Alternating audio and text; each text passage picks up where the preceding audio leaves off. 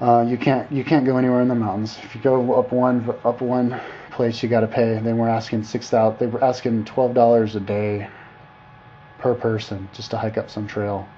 Just some rich asshole owned the land and wanted to make a killing off of it. And then there's this other hiking trail we tried to do, and they didn't let us because it was like where supposedly they got some of their drinking water, but it was just a hiking trail, and they had all these guards, and they said no, you'd litter, and we say what? No, we won't. It's just that kind of a thing. Freedom. The fucked up countries are going to have their regulations. The free countries are going to have their regulations. The people from the fucked up countries are going to want to go to the free countries because there's more freedom there. Now, at first they're going to want to go because there's more money. But if you make everybody, so everybody has money, everybody's got the same amount of money, then the same amount of mobility, the same amount of freedom, then all the people are going to go from the fucked up countries are going to go to the cool countries, overflood the cool countries, bring their crappy ways to the cool countries, just like how the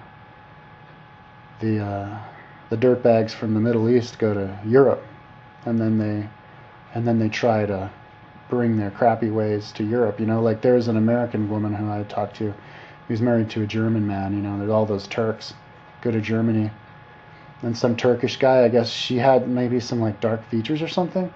He starts screaming at her in the subway, telling her to put her burqa back on, like, you stupid woman, have some respect or something. And she yelled at him, "Look, buddy, I'm not Turkish, I'm American." And he like shut up and was like really embarrassed.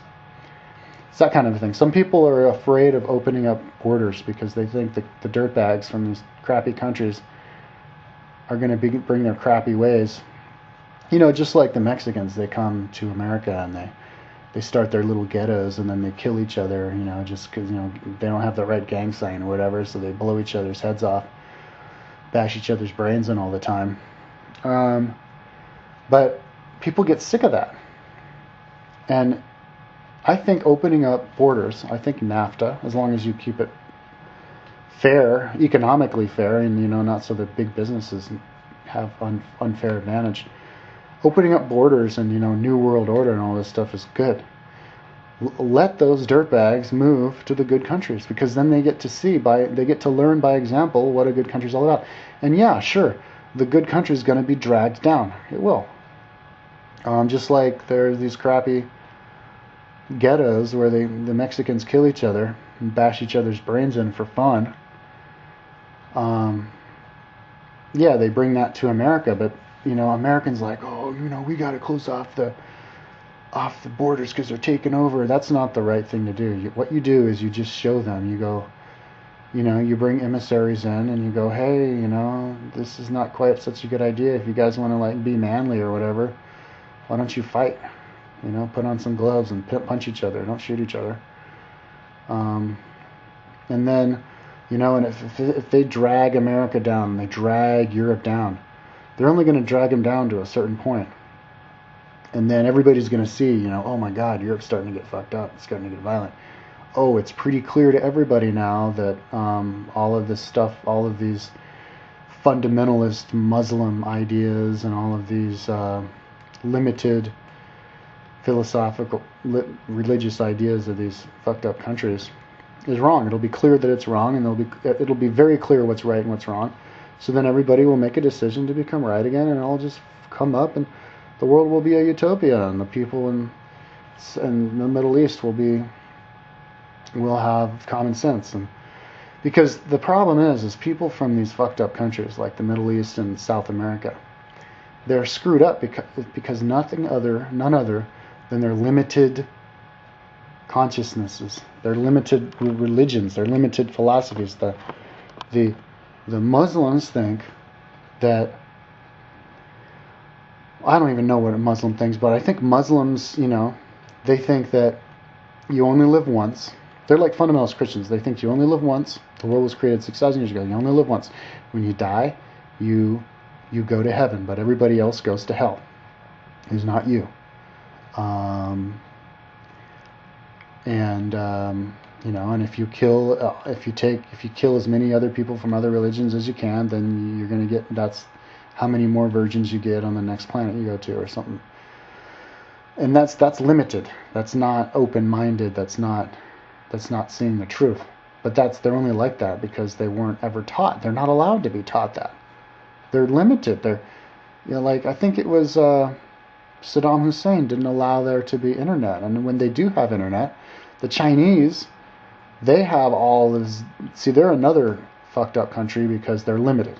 Because the science, the Chinese government puts blocks on what internet pages they can go to. They don't let them see websites of other countries. The North Koreans are the worst of all. They're taught to think that South Koreans are all starving to death, so they have to pray every day before breakfast, little kids, that God comes down and or that their God, who's the president of North Korea, gets to kill the evil Americans for starving the South Koreans to death. Because they think the South Koreans are starving to death.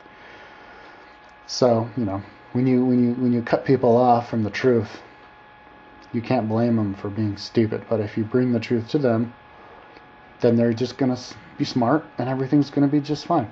South America, here's another example. Chile. Nobody in Chile even knows about aliens.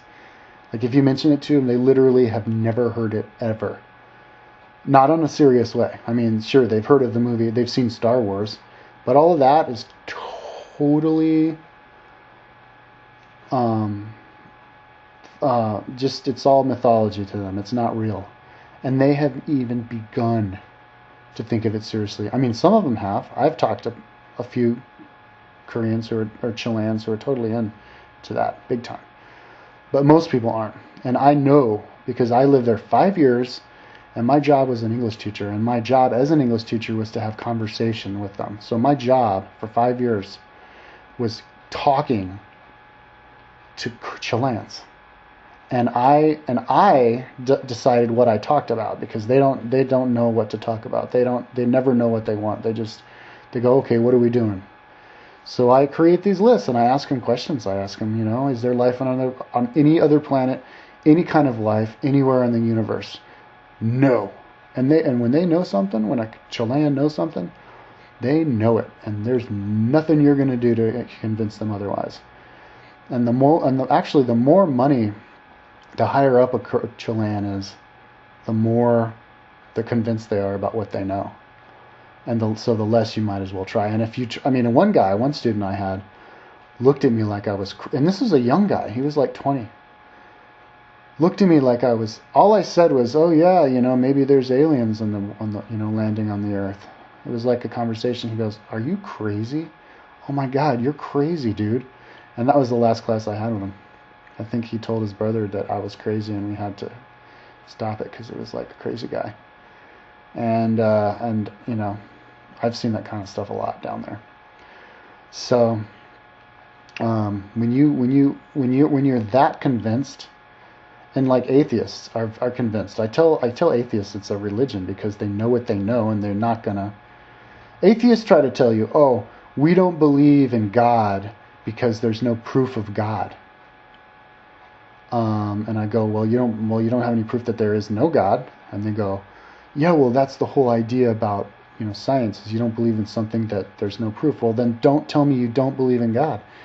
You're not an atheist, then you're an agnostic. There's a difference. Agnostics don't believe in God because there's no proof. They don't know what they believe, so they're just like, okay, don't bother me. I don't want to think about it. I've got a life to live. Atheists are different. Atheists are convinced there's no God because there's no proof of God, even though there's no proof that there's no God. They're convinced that there's no God, and they're convinced about it, and they don't want it. They're not gonna. And see this limit and. So I think in the end, atheism is also an enemy to the whole UFO thing. I think a lot of atheists most atheists, probably 99% of atheists also don't believe in UFOs. And if you're an atheist and you do believe in UFOs, you only believe, you have to become an agnostic about UFOs. Oh yeah, they exist, but I don't want to think anything about them. Because the belief in God and the belief in the universe as being alive and your soul is reincarnating and being an eternal soul, is integral with aliens.